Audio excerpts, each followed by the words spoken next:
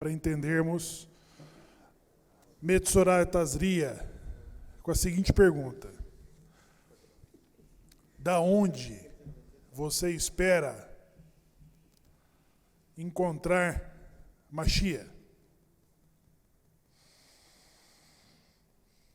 Onde encontrar Mashiach?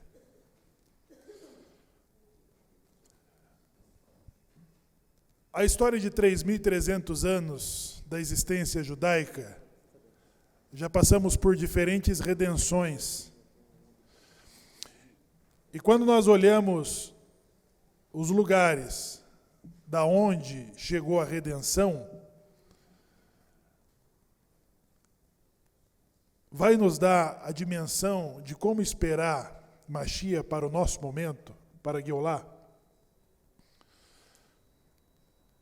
A redenção, ela imprime em cada um uma expectativa. Mas a aflição imprime a necessidade.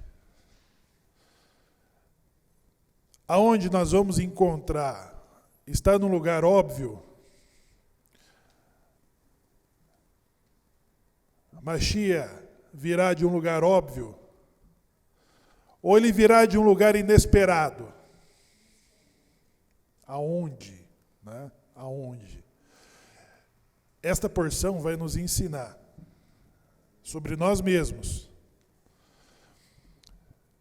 Vai nos ensinar sobre o nosso tempo e o nosso momento. Tazria e Metzorah fala sobre concepção.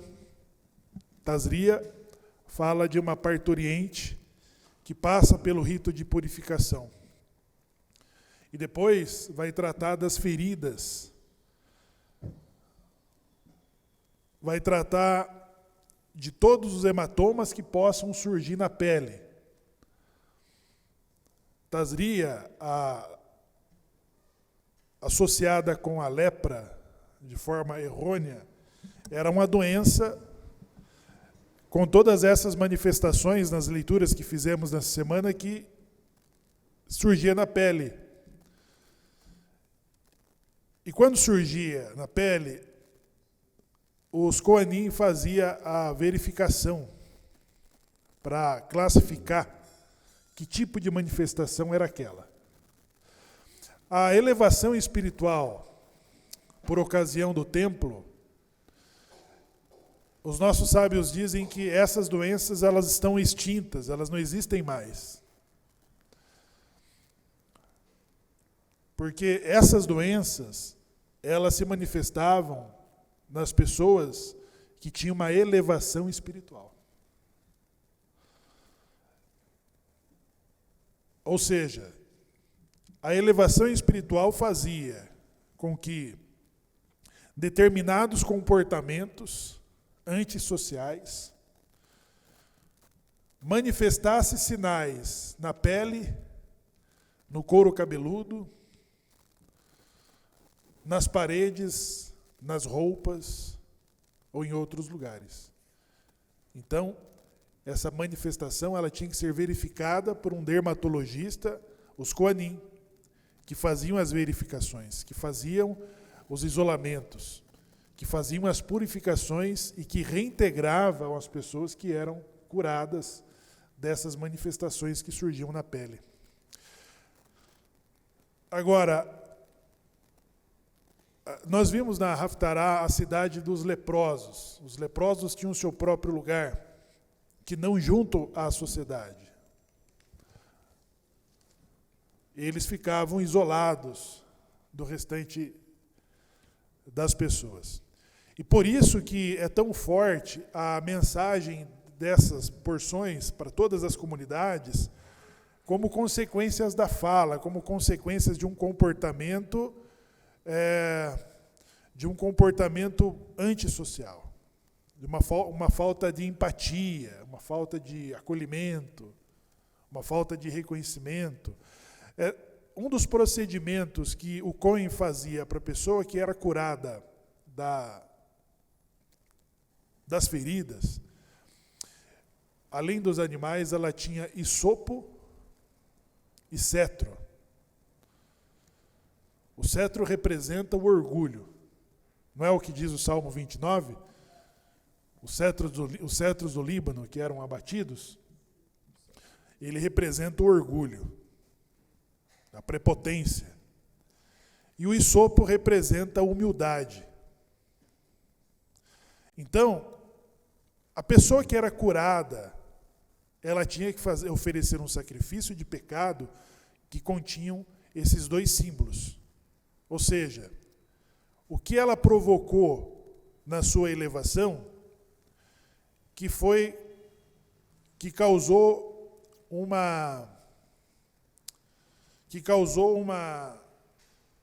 um cancelamento.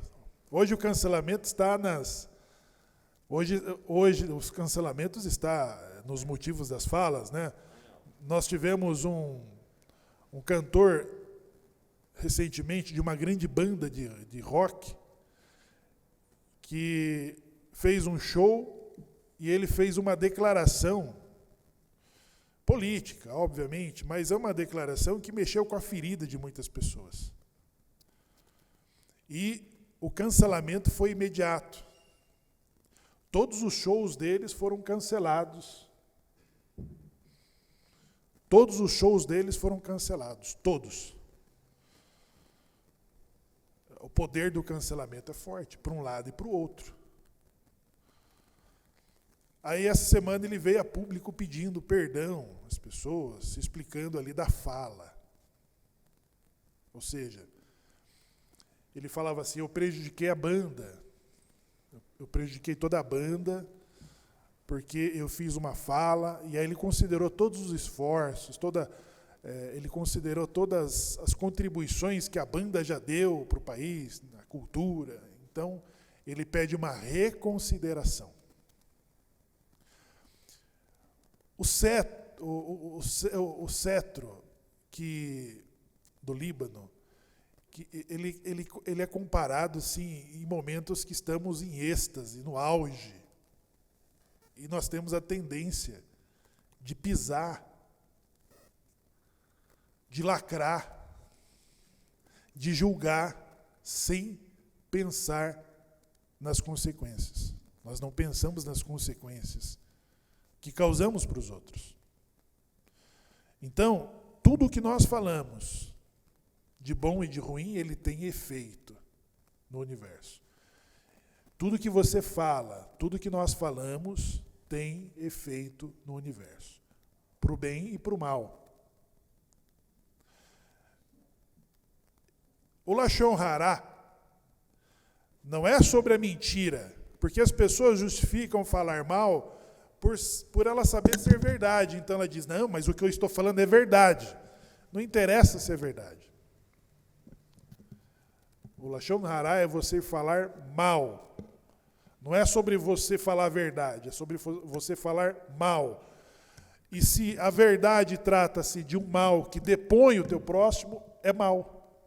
Por quê? Quando nós falamos, nós criamos uma exclusão.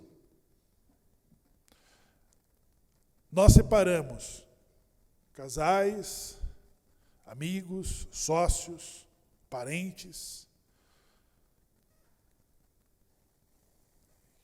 que deixam de ser amigos e tornam inimigos, e brigam.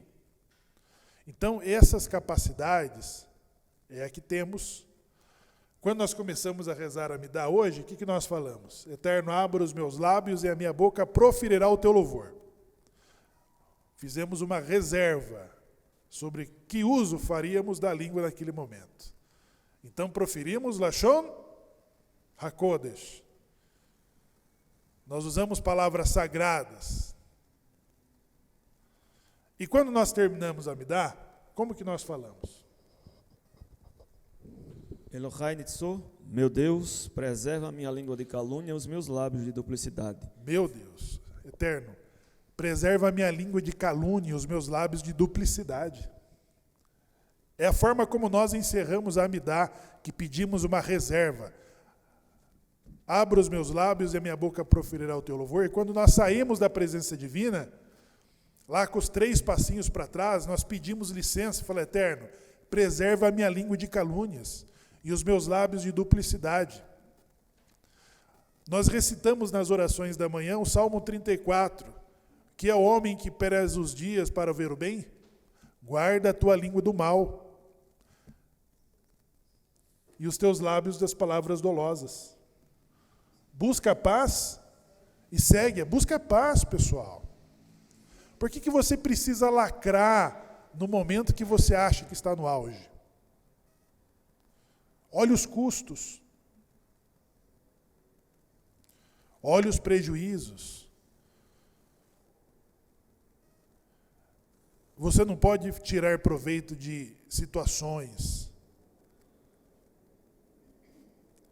Então, o Lashon Hará, o que estamos batendo na tecla, é sobre falar das pessoas.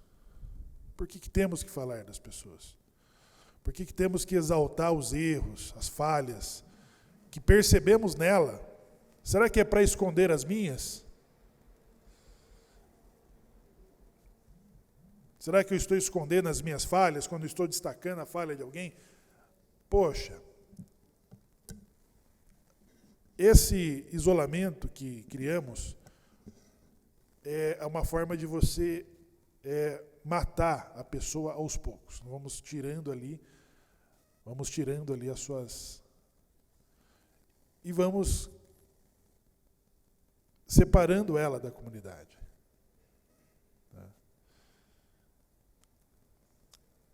A reputação, ela é comparada à vida. Você não pode mexer com a reputação de ninguém. Não, se você não tiver condições de repará-la. Então, se o poder da fala, nós já sabemos a destruição que ela pode causar, e que tal se nós sondarmos agora as coisas boas que podemos também fazer? Essa noite eu falei de Aharon, que morreu, e o seu luto foi maior do que o do próprio Moshe. Porque Aharon, ele tinha, no poder da fala, condições de fazer consertos, de fazer reparos. Ele enaltecia e destacava a qualidade das pessoas, fazendo amigos, ex-amigos voltarem a ser amigos, casais que estavam para se divorciar voltarem, porque ele sabia fazer o uso desse reconhecimento, de falar para os cônjuges: olha, o teu marido só te elogiou, de que você é uma boa mãe, dos cuidados, de que ele se tornou muito mais próspero e feliz na sua companhia. E ele ia surpreendendo a pessoa. Ele ia surpreendendo até que ele conseguisse tirar aquela separação que havia entre eles e reconciliá-los. Então, a capacidade do Lashon HaKodesh de falar bem, de falar coisas positivas, elas dizem sobre nossa qualidade de vida, sobre a nossa saúde. Diz que esse mês que passamos de Nissan é o mês da cura. Diz que é o mês da cura. As pessoas são curadas.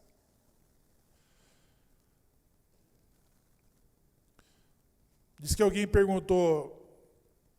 falou para um sábio, alguns médicos, quando da era de Mashiach, quando Mashiach vier, as nossas funções não terão mais importância, porque as pessoas serão curadas.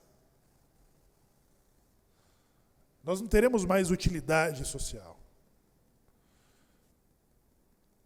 E o sábio explica que falou: não, vocês ainda terão utilidade na era de Mashiach. Porque vocês vão precisar prevenir as doenças. São os médicos que cuidam dos doentes. e outros são os que previnem a doença. E vocês vão prevenir as doenças. Então, quando nós falamos de feridas, de hematomas, de coisas que manifestam na pele, na saúde, na integridade física, nós falamos sobre concepção. A concepção é quando a doença pode ser curada antes mesmo dela aparecer, que é o cuidado preventivo.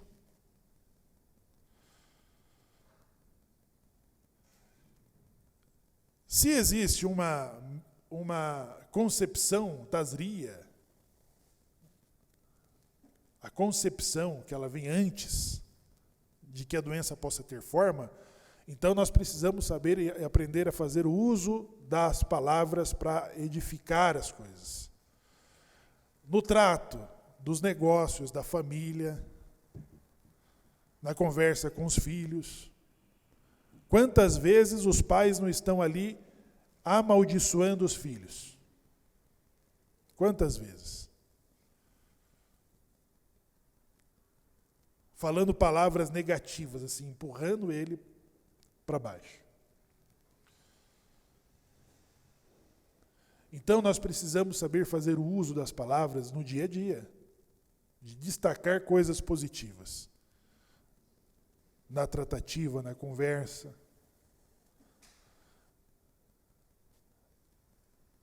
E os nossos ouvidos, pessoal, porque há uma proibição sobre Lashon Hará que diz assim, não darás ouvido à maledicência. Então, quem dá ouvido para a maledicência, ele também morre, ele também é acometido das doenças. Os sábios dizem que 3 são os que morrem, o que fala, o que escuta e de quem se é falado. São 3 pessoas que morrem nessa aí. E a Torá fala, não darás ouvido à maledicência, é porque você não pode ouvir mal sobre uma pessoa se ela não estiver presente. E, normalmente, nós não queremos fazer apuração, averiguação sobre uma pessoa. Então, ou você chama a pessoa que é objeto do assunto, ou você fala para o fofoqueiro, ó, não tenho interesse nesse assunto aí. Salvo se o objeto da conversa estiver aqui, para ele se defender dessa tua fala. O fofoqueiro, ele tem que ser constrangido quando ele tentar falar. Então esse é o efeito da proibição de não dar ouvido à maledicência. Porque quantas bocas você tem? Uma. E quantos ouvidos? Entenderam? Você tem que ouvir as duas partes. Você não pode ouvir uma parte só da história. Você precisa ouvir as duas. O ministro Fachin disse que eles não precisam ouvir. Na verdade, o principal instrumento de um magistrado é o ouvir. E ouvir as duas partes. Se ele não ouve as duas partes, ele causa um desequilíbrio. Quem sabe descrever aqui os aparelhos auditivos? Quem? A bigorna? Quem lembra aí das aulas de... O labirinto, a bigorna, os tímpanos.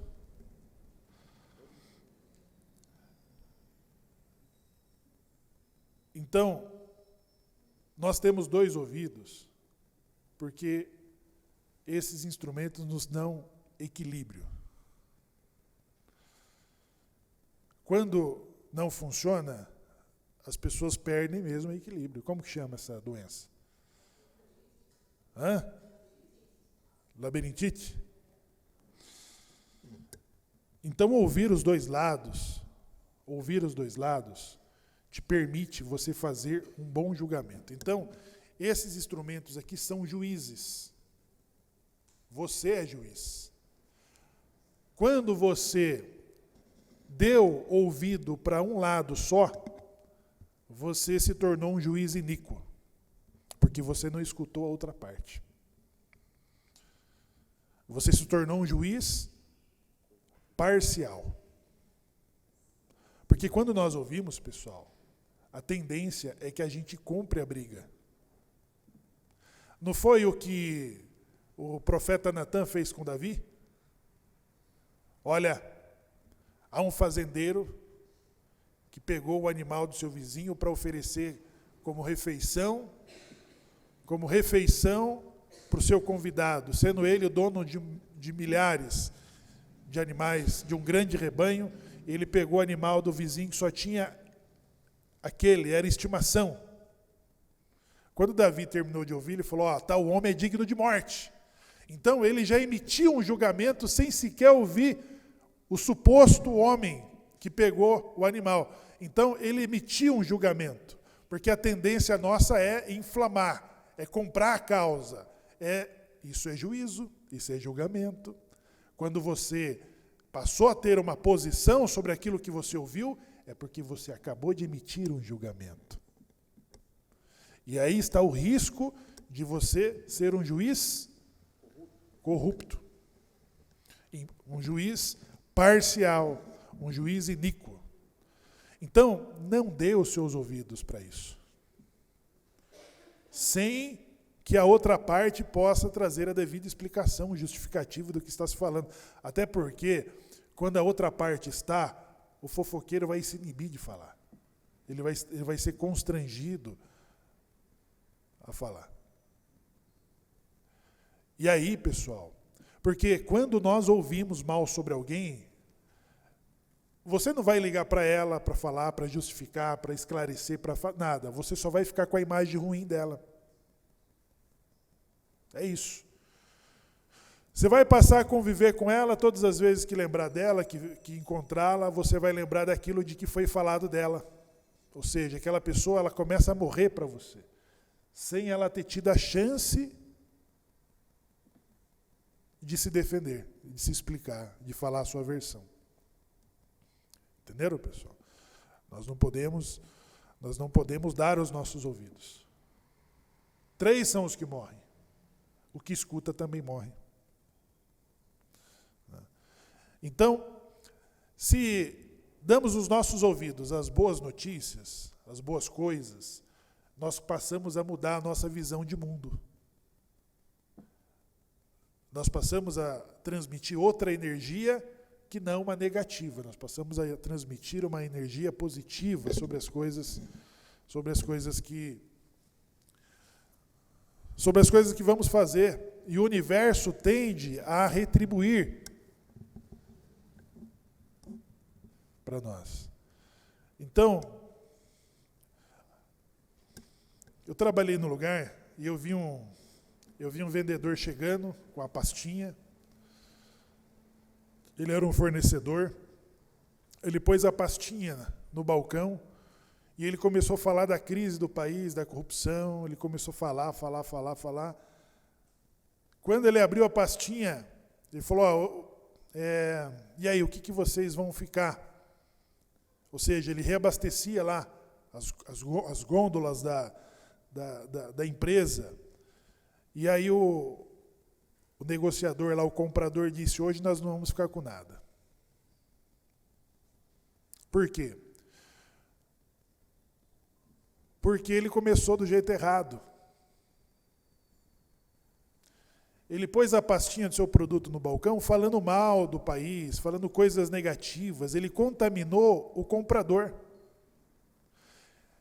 Ele pôs insegurança no comprador, ele pôs medo no comprador. E eu sabia, quando ele começou as primeiras frases, eu falei, hoje ele não vende. Não deu outra. Ele saiu dali sem fazer uma venda. Essa semana, eu passando aqui pelo centro, um senhor me abordou e falou assim, você não precisa de óculos? Eu falei, não precisa. Ele me induziu a falar. Ele estava vendendo óculos. Aí falou, o senhor não precisa de óculos? Eu falei, não preciso de óculos. Não foi treinado, não foi preparado a falar bem do produto. Nós não precisamos ser treinados para fazer fofoca e nem para gostar de ouvir fofoca. Porque é uma coisa gostosa ouvir fofoca. Não é ruim. Quem falou que é ruim? Se fosse ruim, nós íamos falar para ouvir um pouquinho de fofoca. Então ninguém precisa ser treinado para falar mal do país, da empresa que você trabalha, da tua casa. O cara fala mal da esposa, fala mal do esposo, fala mal dos filhos. Ele reclama de tudo. São pessoas que está indicando a visão que ela tem do mundo. Como que você vai pôr essa pessoa para vender o teu produto na rua? Ela vai falar isso.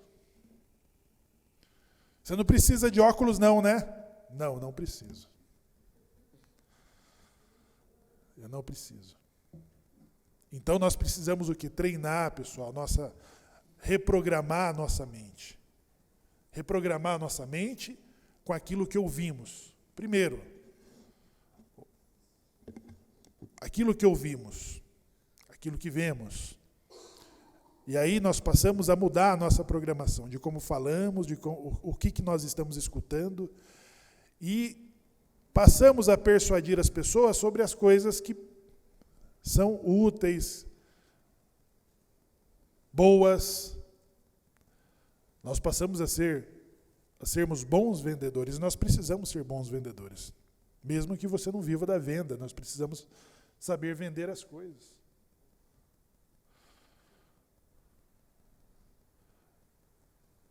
Nós recebemos numa comunidade em Ponta Grossa, lá, uma pessoa ilustre, e aquela falsa modéstia, não tem aquela falsa modéstia? Aquela falsa modéstia que você fala mal de você mesmo, você fala mal das suas coisas. Você não sabe valorizar o que você tem. Aí estava lá um líder da comunidade, eu falei, olha, esse é um importante líder que nós temos em tal cidade, falei sobre a comunidade dele, eu fiz o papel de vender. Eu era o vendedor, eu estava vendendo aquele judeu, estava vendendo a comunidade dele. Quando eu terminei, ele falou, não, moço, não é isso não. Ele desfez tudo o que eu falei, porque ele usou uma falsa modéstia.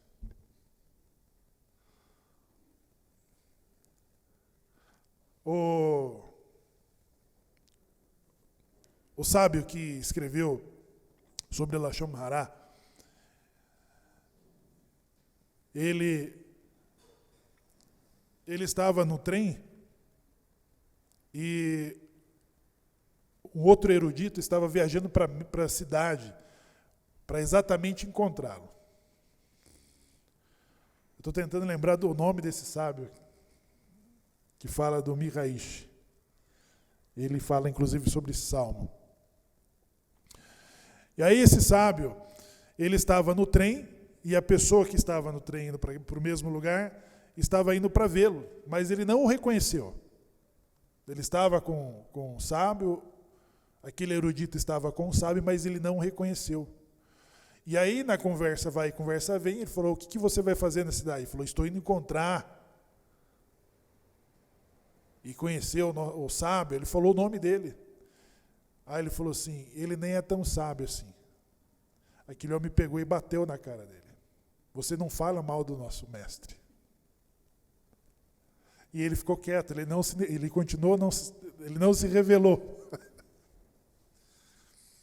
Horas depois eles se reencontraram, o homem encontrou o endereço dele, e para surpresa dele ele falou, mestre, me perdoe o que eu fiz. Ele falou, não, fique tranquilo.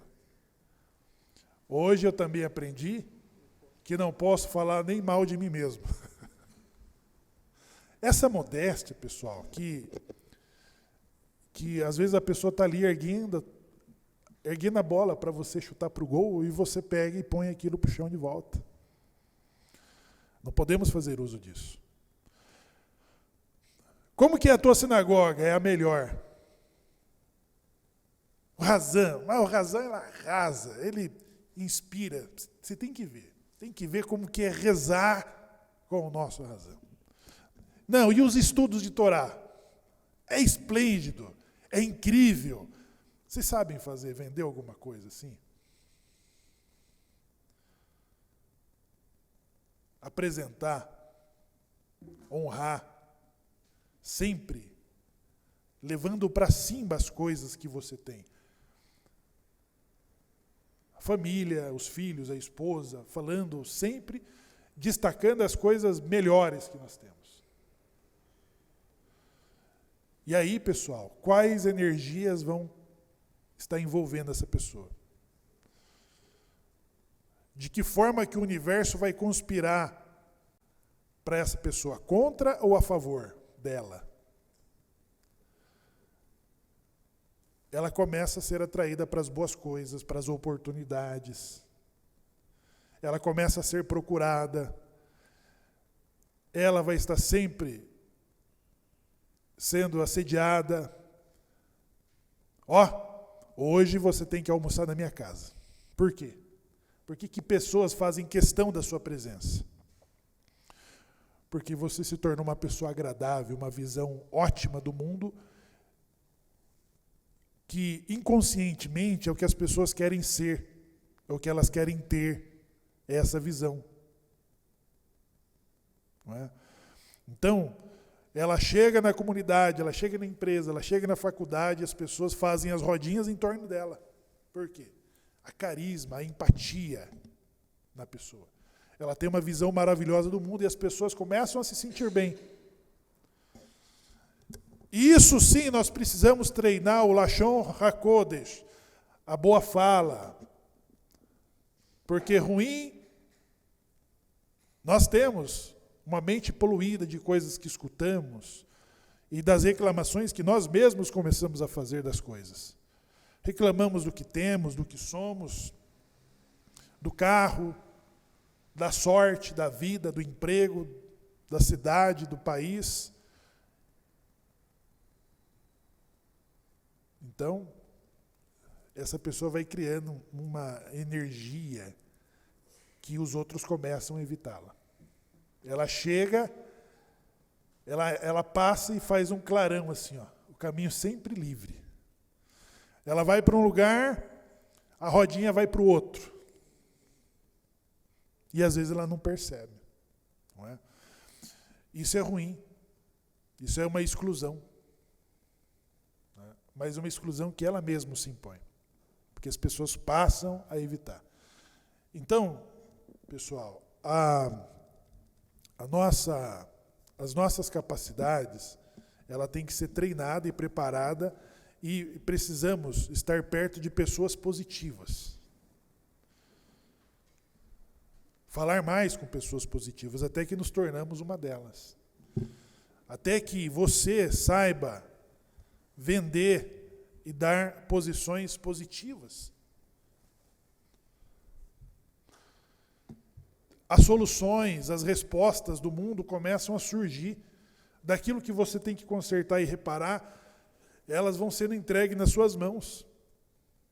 Todas as soluções começam a se desenvolver.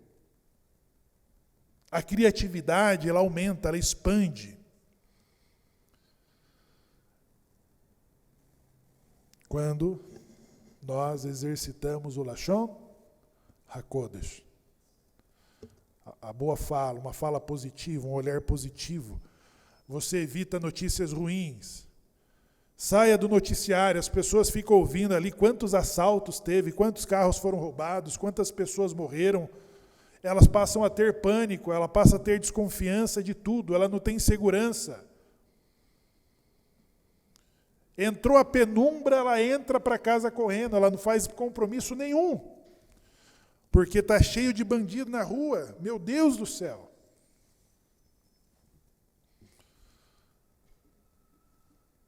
A prudência, ela é bem-vinda, né? Os cuidados. Precisamos ter cuidados. Mas quando você liga lá o telejornal, você está colocando uma descarga. É uma descarga. Você ligou o telejornal, uma descarga. E aquilo vai tudo para a tua cabeça. Tudo para a tua visão. Aí você já levanta pessimista. Nós não precisamos disso aí. Então, quem é bom vendedor não pode ouvir más notícias. Ele precisa ouvir. E aí, uma outra coisa, pessoal, que nós vamos aprender hoje. Quem são os portadores das notícias? De quem que você espera as notícias?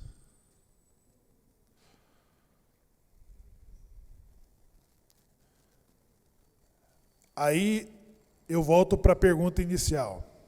Da onde você espera a Machia? De quem que nós queremos ouvir as notícias? De quem que você quer ouvir as boas notícias? Nós queremos ouvir as boas notícias das pessoas limpas, bonitas, contentes, felizes. Não é? Eu quero que ela me conte as boas notícias. As pessoas que vêm dos lugares importantes, você fala assim, e aí? Qual é a boa notícia?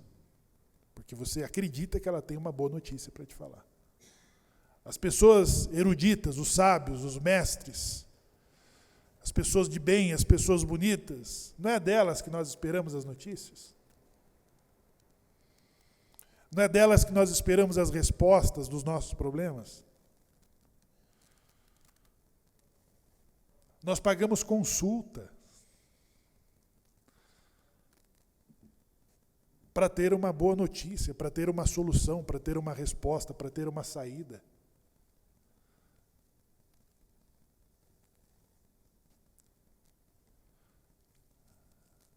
Porque nós estamos procurando as respostas.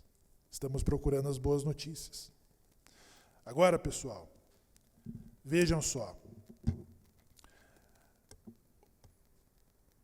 A inclusão. A inclusão é sobre um olhar que nós precisamos ter de consertar as coisas que precisam ser ajustadas. Essa é a principal missão de que cada um de nós estamos aqui, consertar o mundo que Deus criou. Consertar o mundo que Deus criou, nós precisamos exatamente ajudar as pessoas a se desenvolverem.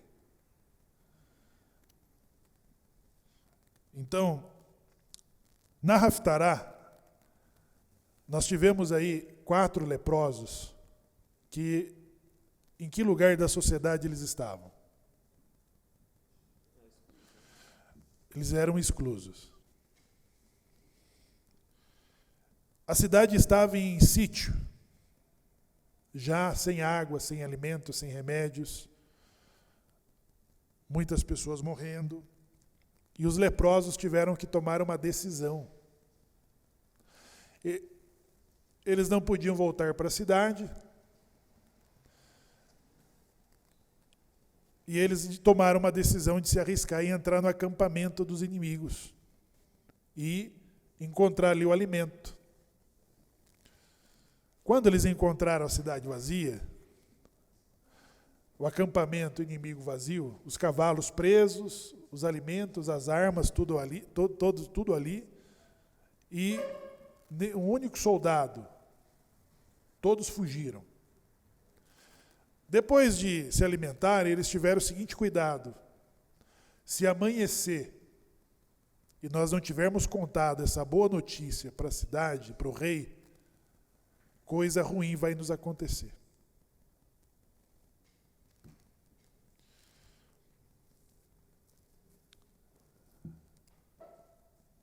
Nós esperamos, pessoal, as melhores respostas sempre dos lugares inesperados. Não, elas vêm dos lugares inesperados.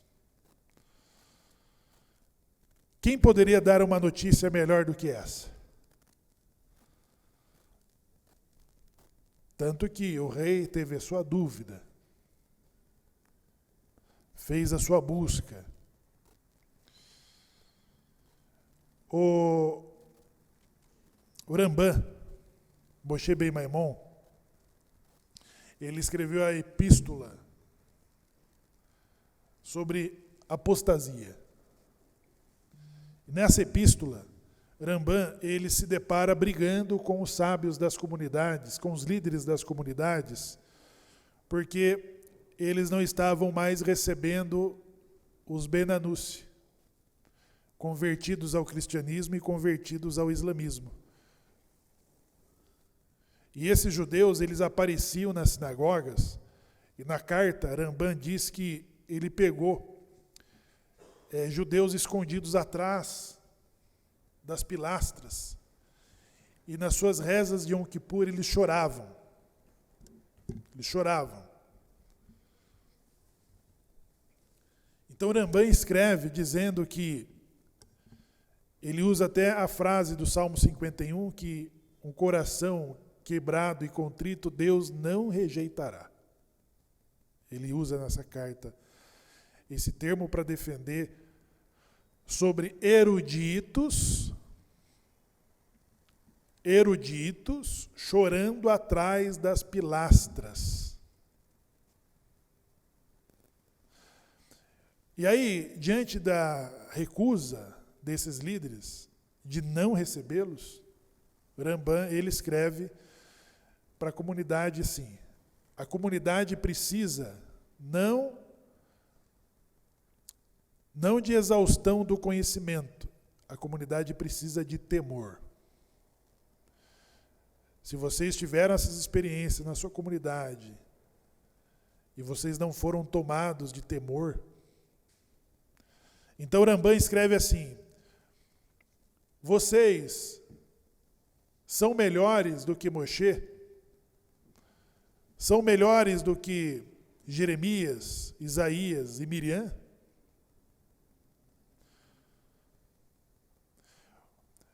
Rambam, ele usou os astros do judaísmo.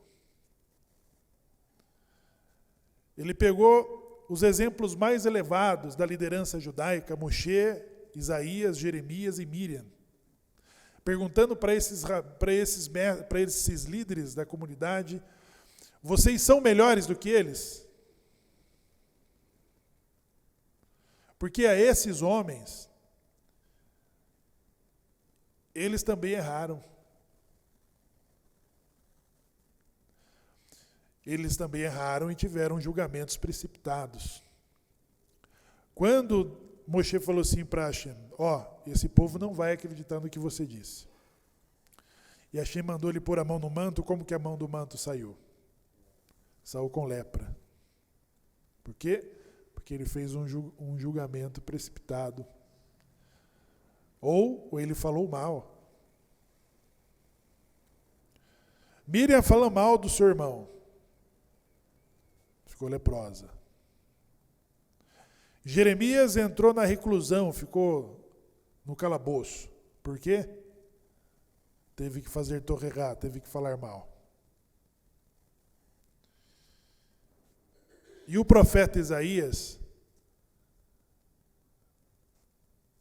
numa modéstia, ele falou assim: ai de mim que vivo meio a homens de lábios impuros. O anjo veio e queimou a língua dele. Como que você chama de lábios impuros pessoas que rezam o Shema 3 vezes ao dia? Não é a torcida do Corinthians. São tzadikim que rezam o Shema 3 vezes. O profeta falou: ai de mim que vivo meio a homens de lábios impuros. Ai de mim que vou perecendo. O anjo pegou e queimou a sua língua. Então o Rambam, ele vai usar exatamente esses exemplos para convencer essas lideranças sobre a inclusão, pessoal. Sobre a inclusão. Sobre o direito de retorno.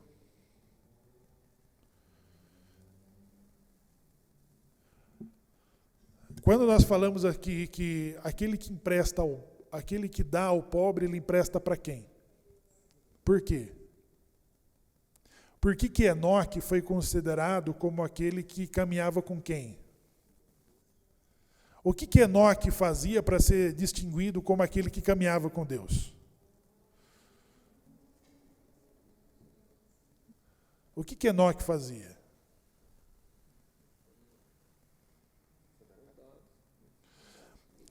Com quem que Enoque? O que Enoque fazia para ele ser descrito e ele caminhou com Deus? Ele morreu e foi para o céu? O que foi? Hã?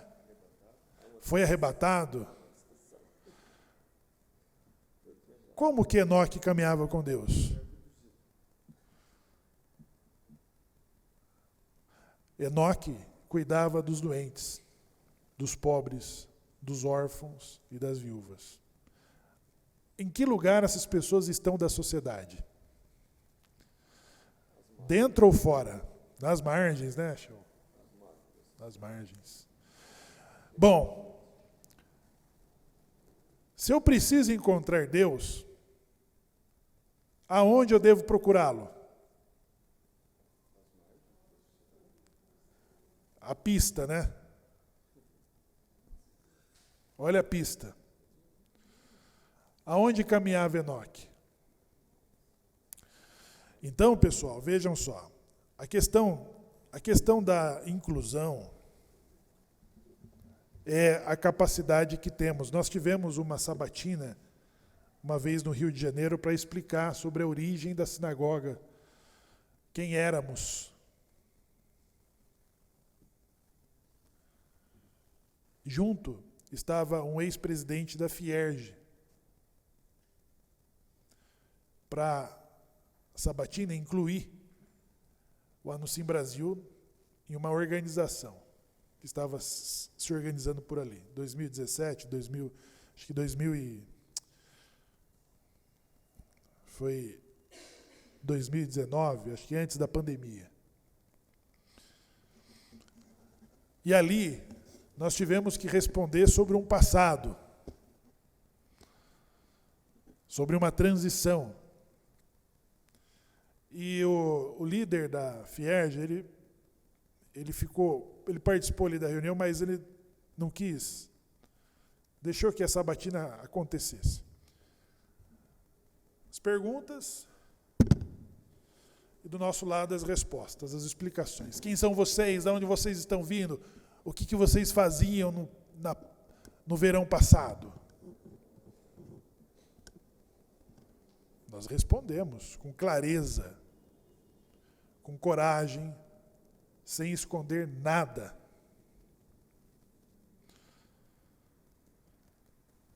Mas parece que nós encurtamos a reunião, porque acho que esperava-se uma resistência, esperava-se uns desvios das respostas, e aí a gente meio que estava encerrando a sabatina, porque nós entregamos ali as respostas. E aquilo parece ter sido uma surpresa negativa, não foi uma surpresa positiva, porque tinha-se um modelo de reunião preparada para uma resistência. A abordagem estava preparada para uma resistência. É como se as pessoas se prepararam para fazer a sabatina de alguém que vai esconder as verdades. E isso não aconteceu. Eu falei, o Shimon falou, o Beni falou. Estava ali claro e transparente sobre a mesa. E surgiu uma reação da bancada que eles começaram a fazer, então, dar volta nas mesmas perguntas, indagar coisas que já não faziam sentido. Inesperadamente, o ex-presidente da Fierge levantou e falou assim para a bancada: escuta, vocês estão fazendo uma inquisição às avessas? Os caras já falaram tudo. Isso ficou muito bem claro para todos. Eu não estou entendendo aonde vocês estão querendo levar essa conversa. Porque está me parecendo uma inquisição às avessas.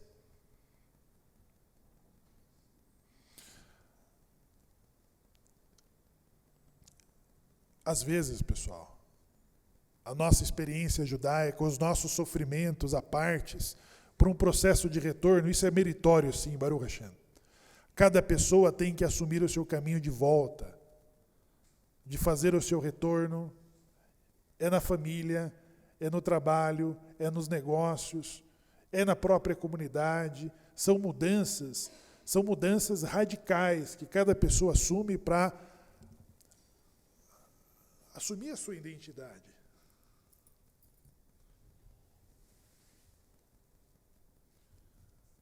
Para assumir a sua identidade. E esse sofrimento, as pessoas passam 5 anos, 15 anos, 20 anos, elas estão ali, elas falam o hebraico quadrático, o arcaico, o moderno, o yiddish, o ladino. Elas falam de igual para igual com sábios, com rabinos. Isso não é bom? Mas é bom para quê?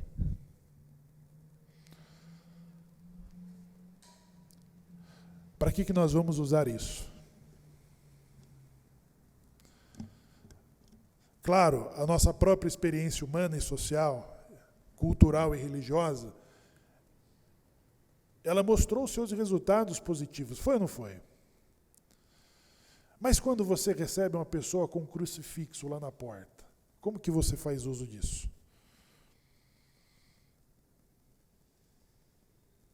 Como que nós usamos isso? Entenderam, pessoal? As pessoas que estão vindo, elas esperam que nós, que já passamos isso há 10, 15, 20 anos, elas esperam serem compreendidas por quem? Por quem exatamente passou pelos mesmos caminhos que ela está começando agora. Ela espera que você dê a ela os caminhos, as orientações, as respostas, poupando elas de determinados constrangimentos, sofrimentos, perdas. Mas corremos o risco de fazer uma inquisição às avessas, de ser intolerante. Entenderam ou não? Se vocês imaginam que as pessoas que retornaram, passaram por todos esses processos, elas têm dificuldade de se ver nas pessoas que estão chegando agora, se elas têm essa limitação de humilhar, de expor, de envergonhar, de excluir pessoas que estão chegando, porque ela não consegue se enxergar. Ela não tem empatia mínima. Então, eu estou desafiando vocês a entender, para fora disso, se dentro do ambiente dos judeus emergentes há esse comportamento, por que nós esperamos que a comunidade organizada veja diferente disso? Estão entendendo ou não? Por que a comunidade organizada ela tem que ver diferente?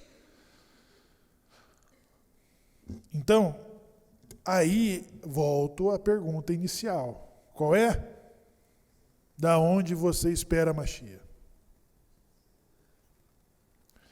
Da onde você espera a Mashiach?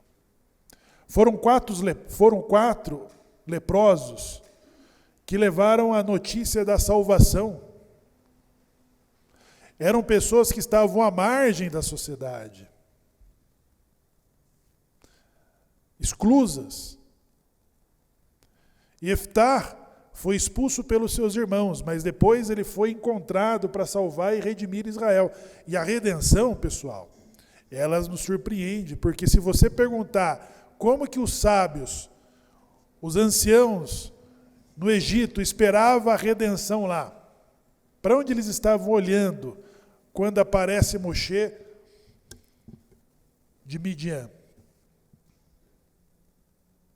da corte do faraó?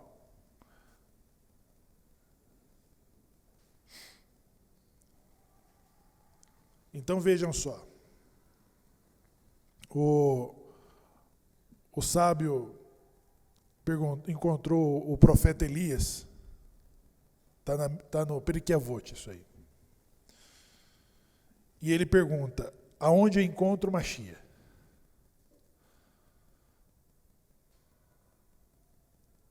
E o Eliarro falou o quê? nos portões de Roma. E o sábio correu e procurou o Mashiach e não encontrou. E ele voltou frustrado, porque ele voltou do portão de Roma sem ter encontrado o Mashiach. Então ele encontrou o profeta Elias de novo, e o que ele reclamou?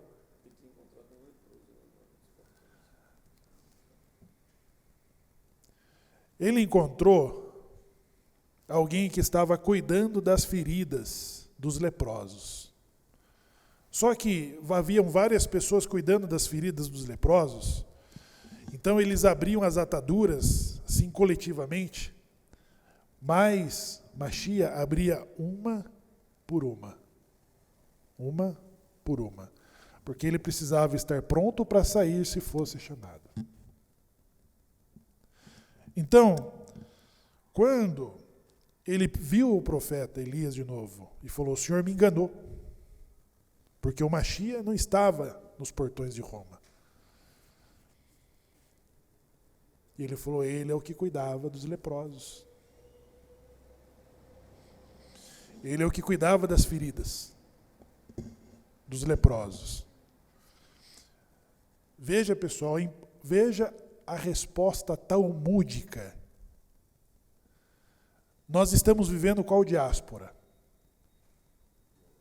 Hã? Qual diáspora que nós estamos vivendo hoje? Hã? Vamos, pessoal. Estamos vivendo a diáspora babilônica. Qual diáspora que nós estamos vivendo? Hã? Roma. Nós estamos na diáspora romana, certo? Aonde o Mashiach está? Aí a pergunta: aonde você espera Mashiach? Não era para ser de Jerusalém? Não era para ser de Jerusalém?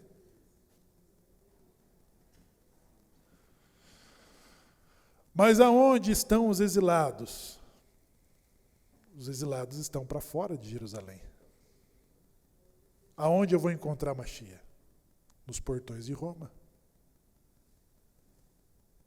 É nos portões de Roma. Os binenos, sim, pessoal, é parte da Geulá. Quem não sabe, Geulá é a era que antecede a era de Mashiach. A era da Geulá é a era da redenção,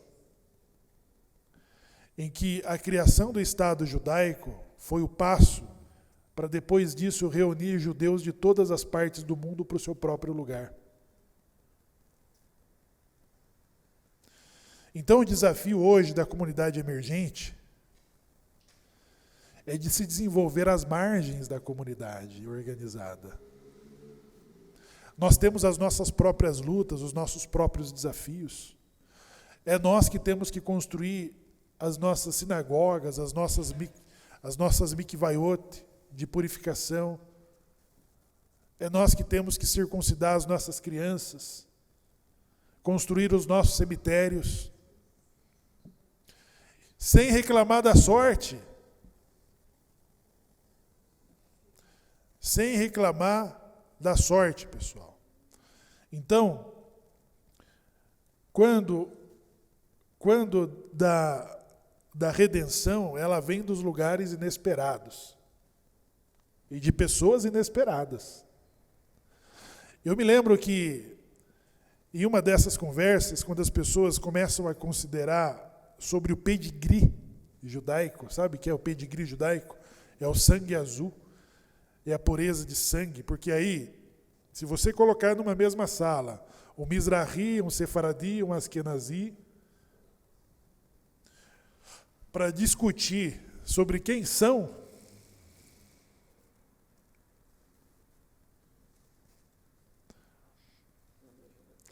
mas ninguém quer falar sobre o que nós não somos.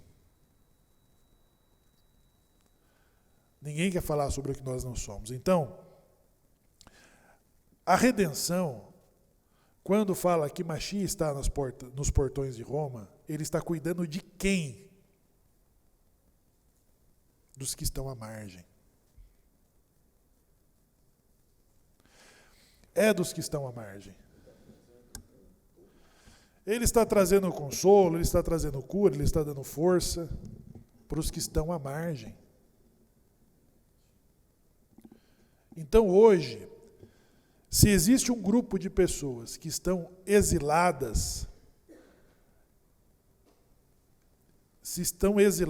pessoal. Então o sábio Yehoshua, quando perguntou para o profeta Eliarro, eu preciso falar com Mashiach, aonde eu encontro?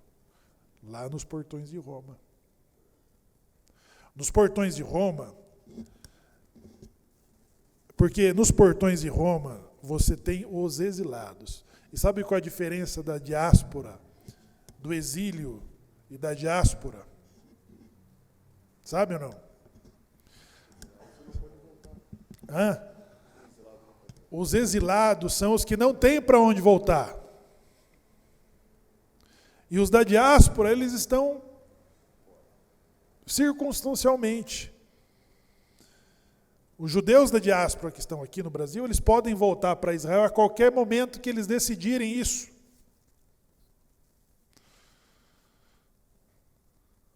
A qualquer momento eles retornam. Qualquer perigo, qualquer ameaça, qualquer risco, eles estão voltando. Mas sobre os judeus emergentes, sobre os Ben-Anusi, sobre aquele que é questionado a maternidade do seu judaísmo, esses são exilados. Esses são exilados. Esses estão às margens. Esses precisam de uma deliberação, de um julgamento para decidirem quem são e aonde eles serão remanejados. Então, o que aprendemos dessa porção de Tazri e Metzorah é muito sobre, é claro, a evolução que nós temos.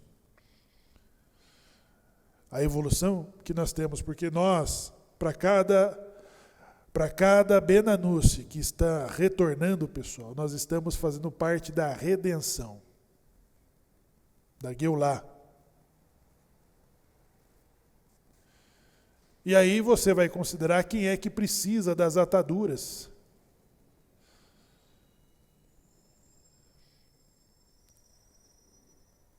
E se um Ben-Anusi for colocado na sala com os outros para discutir sobre o nosso pedigree, que lugar que nós estaremos?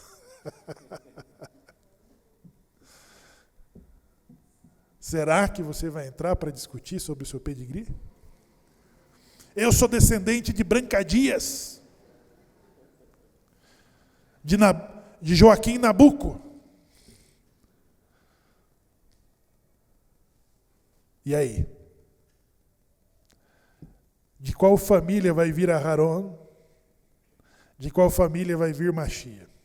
Sabe que a reconstrução, a reinauguração do templo pelos Macabeus, de Hanukkah, que nós comemoramos Hanukkah, os Macabeus se tornaram reis e sumos sacerdotes. E eles não tinham a competência nem para um e nem para outro. Eu não falo de competência, legitimidade, digo. Porque os Macabeus, eles eram descendentes de Tamar, da onde saem os sacerdotes. Você não pode tirar um sumo sacerdote dos sacerdotes. Você só pode tirar um sumo sacerdote dos que descendem de Elazar. Aharão teve 4 filhos. Nadav e Avihu morreram. E depois a ordem foi de Elazar e Itamar. Então, todos os descendentes de Tamar se tornavam Cohen Gadol, o sumo sacerdote. E todos os descendentes de Itamar, os Coanim, sacerdotes. E os Macabeus, eles eram da descendência de Itamar, e não de Elazar. Mas quando eles reinauguraram lá, foram para reinaugurar o templo, a grande assembleia se reuniu, e aí quais elementos faltavam? Eles tiveram que deliberar, e aí algumas respostas não foram eles tinham 3 questões ali. Uma delas era sobre o que fazer com o altar que foi profanado. Eles pegaram a pedra do altar e eles decidiram colocar num canto que ela não fosse usada até que Mashiach diga o que fazer dela. Essa pedra existe, essa pedra Ela foi colocada para que Mashiach decida sobre o que fazer dela. A outra questão era, quem é que vai ser o rei? Se os descendentes de Davi, por direito, estão na Babilônia. Então eles precisavam decidir quem seria o rei de Judá. E o sumo sacerdote? O sumo sacerdote estava exilado em Alexandria, no Egito. Então eles decidiram e os macabeus se tornaram rei de Judá e se tornaram sumo sacerdote até que chegasse a descendência de Davi, a descendência de Aharon para assumirem os seus postos. Durante esse período que antecedeu a ocupação, o domínio romano, foi ocupado pela família dos macabeus, por permissão da Assembleia, na ausência desses legítimos que poderiam ocupar as funções. E aí, pessoal, é que vem a pergunta: da onde virá Mashiach? Da onde virá? Então, se nós precisamos andar no caminho certo, é seguir com a nossa missão da redenção que fazemos parte, de consertar esse mundo com uma visão otimista das coisas, sem vitimismo. Sem vitimismo. Nós não precisamos de culpado nenhum para as nossas desgraças, nós precisamos de fazer o nosso papel, fazer a nossa parte. Somos a comunidade emergente? Somos. E o que ela precisa? De tudo. Então vamos fazer o que precisa. Sem mimimi. Sem mimimi. Vamos fazer o nosso papel. Vamos arregaçar as mangas e fazer. Está faltando mikve? Vamos fazer a mikve. Falta comprar o prédio da sinagoga? Vamos comprar o prédio da sinagoga. Agora, vamos ficar procurando culpados? Maimônides não conseguiu resolver essa demanda lá quando começou. Por que nós vamos resolver aqui? Não podemos perder esse tempo. Vamos usar esse tempo em construir o lugar de retorno para os exilados. O lugar de retorno para os exilados rezar com as cabeças encostadas atrás das muretas, chorando no seu Yom Kippur. Porque no lugar que possa faltar erudição, ali não falta temor, pessoal. Não vai faltar o temor. Porque a erudição nós estamos indo atrás, não é, Ruvá? Até que a erudição chegue nos nossos jovens, nas nossas crianças, no cabelo branco dos nossos velhos, o temor já está ali. Foi o que faltou na visão de Maimônides. Maimônides via as comunidades das lideranças, as estrelas da erudição, dos sábios, do ensinamento, o ápice do conhecimento judaico, que marcou inclusive a era do próprio Maimônides. Mas Maimônides observa, na tratativa aos que choravam atrás das pilastras no Yom Kippur, ele falou: aonde está sobrando o conhecimento, está faltando o temor. E o temor, pessoal, é saber se enxergar nas pessoas que estão chegando, ter empatia, dar a ela um lugar de honra, dar a ela dignidade, dar a ela as condições, as ferramentas, para ela também chegar a níveis talvez mais elevados do que você mesmo.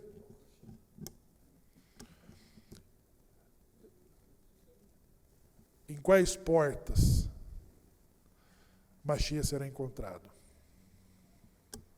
Aonde Deus caminha? Aonde Deus caminha? Se sabemos disso, teremos um mínimo de cuidado sobre a tratativa com todas as pessoas que estão nessas bases, né?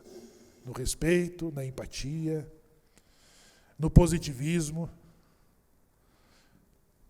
Em quantos lugares que você foi recebido, em que você entrou quase que escondendo atrás das sombras ali do prédio, e alguém te viu e te fez te sentir bem. Te fez te sentir à vontade. Te fez te sentir incluso. Te fez te sentir parte do todo. Todos vocês tiveram experiências assim, em diferentes lugares. É só reproduzir isso. É só reproduzir isso no momento em que a empatia, pessoal, é a cura das feridas da lepra e a elevação espiritual. A elevação espiritual está vinculada ao temor. Ao temor. Precisamos saber tudo sobre as nossas tradições, os nossos costumes. Nós estamos chegando lá, estamos a caminho. O temor e a empatia, ela é a parte das nossas conquistas. E as nossas conquistas, pessoal, elas vão passar a serem marcadas de forma não vista antes. Não vistas antes. Então, se passávamos desapercebidos, passávamos. Agora nós não podemos mais ser ignorados. As nossas passagens. Inclusive, pessoal, no nosso encontro do dia 13 de maio, ele precisa ser impactante pelo número de pessoas que vão ocupar a Assembleia Legislativa. Isso vale dizer que cada um de nós precisamos levar, no mínimo, 5 pessoas ali. Em apoio à alta determinação judaica. Não é? O antissemitismo ele vai ser combatido no ódio interno, pessoal. No ódio gratuito. É aqui que nós começamos a combater o antissemitismo. Sem procurar os culpados. Fazer o que tem que ser feito. O leite derramou, agora vamos ficar procurando quem que derramou o leite? Não, vamos limpar isso aí e fazer o que tem que ser feito. O antissemitismo ele começa a ser combatido dentro, com a eliminação do ódio gratuito. O ódio gratuito é as capacidades que temos de fazer invernar as pessoas pela nossa língua, pela nossa fofoca, pela nossa indiferença. É aqui que nós precisamos combater o antissemitismo, no nosso comportamento social. Nós elevamos a nossa relação social, nós fortalecemos a bandeira de combate ao antissemitismo, porque o ódio gratuito, a destruição do segundo templo começou de dentro para fora.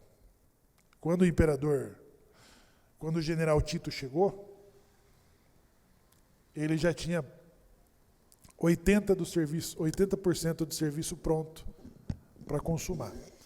Então é isso. Dentro, no todo, somos uma comunidade, como diz o Pablo, coesa, encontrando o nosso próprio lugar e as nossas expectativas, né? Da onde vêm as respostas, tá, pessoal? As respostas vêm dos lugares menos esperados. As respostas das nossas dores, das nossas dúvidas, as respostas das nossas buscas, elas podem vir dos lugares menos esperados. Talvez você não precise nem pagar uma consulta de um psicólogo, de um nutricionista, de um clínico, de um advogado.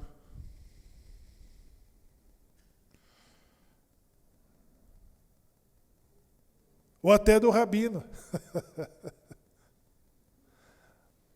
Às vezes as respostas estão da onde nós não estamos olhando, né? E quando nós passamos a ter um olhar ali, nós passamos a compreender o mundo, porque a empatia, pessoal, é uma visão positiva, e nós passamos a ter...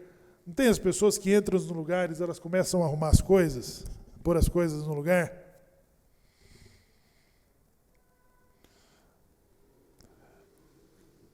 A visão positiva que vamos ter é isso. Nós vamos olhar as coisas e começar a ir arrumando tudo que estiver à frente. Colocando em ordem, colocando na sequência. Você pega um livro que está virado ali, diferente dos outros, você pega ali e volta ele no lugar. É isso. Por onde nós passarmos, nós vamos deixando essas coisas organizadas, né? Com a consciência de conserto, com a consciência de reparo, né? E aí, de quem que o Metzorá precisa? Do que ele precisa? Ele precisa de um Cohen. Era o Cohen que fazia a verificação das manchas. Era ele que dava o remédio, que mandava voltar, que fazia uma segunda análise. Então o Cohen, pessoal, é o que atende o Metzorá. Ele que vai cuidar, né? E é isso que nós precisamos ser para as pessoas que chegam aí, né? Dar a ela um lugar, dar a ela o tratamento de que ela precisa para ser reintroduzida no lugar da onde ela foi tirada, ela foi exclusa. E essa determinação está em Devarim. Vocês serão espalhados e lá vocês serão obrigados a servirem deuses de pau e a deuses de pedra, de que seus pais nunca ouviram falar. Agora, pessoal, o cativeiro dessas pessoas foi acabado e elas estão sendo reintroduzidas. Se elas não acham o seu próprio lugar, ela tem que ficar nos muros de Roma. Nós estamos nos portões de Roma. Se você não é o Mashiach, então você vai abrindo as ataduras das feridas ali, ó, de 2, 3 pessoas ao mesmo tempo e já vai enfaixando, passando remédio e enfaixando de volta. E fica de olho se não tem alguém que abre de uma em uma. Por quê? Quando que Moshe sabia que ele era o Redentor de Israel? Quando que ele sabia? Quando que ele soube? Ele nasceu sabendo da sua missão?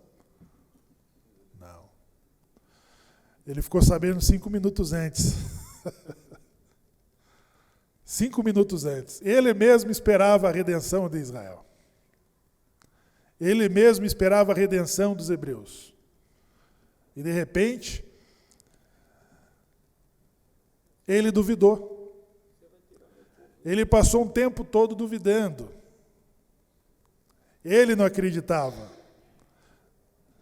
Ele não sabia, tanto que ele ficou em dúvida, até que Deus propôs para ele um sinal distinto. Deus falou para Moshe, Moshe, quando você trouxer o povo a esse monte, você vai saber que eu te enviei. Você vai saber que eu te enviei. Ou seja, o próprio Moshe não sabia que ele era o Redentor.